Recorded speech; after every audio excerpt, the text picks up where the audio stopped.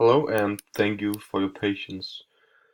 I'll be analyzing the short story written by Edgar Allan Poe called The Telltale Heart.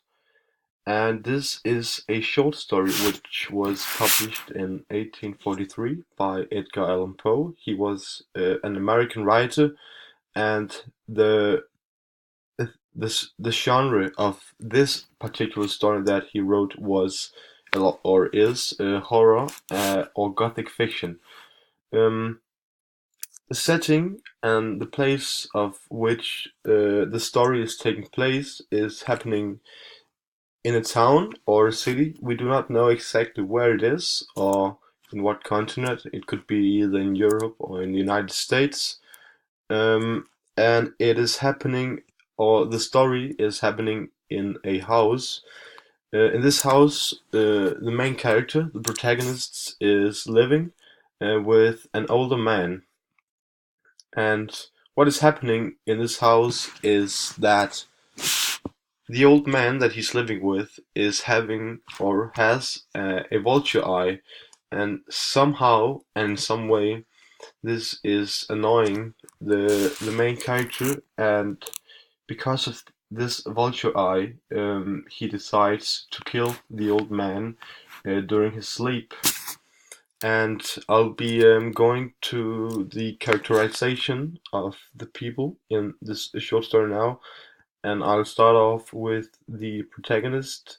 And he seems to be a very confused individual, as well as a sociopath. We do not know if he is suffering from a mental illness or anything similar, but we do know that he is uncontrollable in what he's doing. He does not control his own actions in in some situations.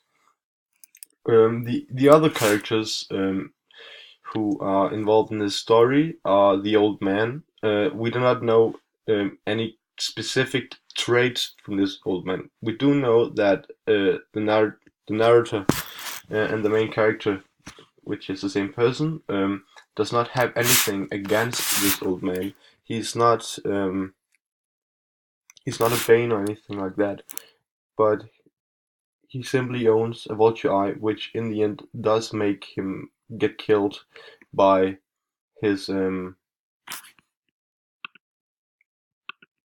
by his friend.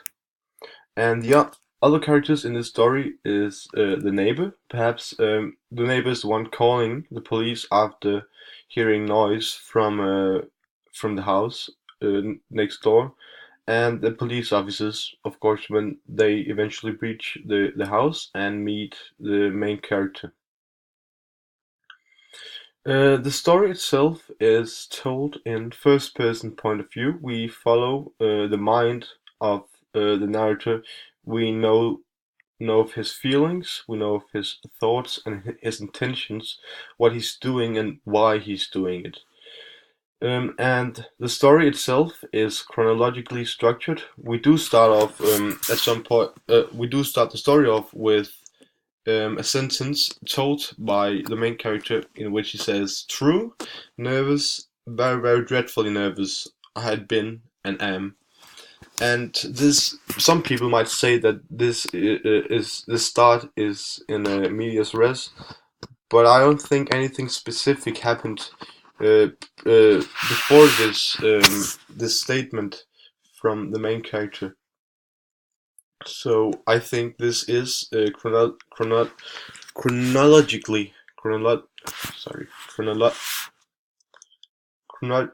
something.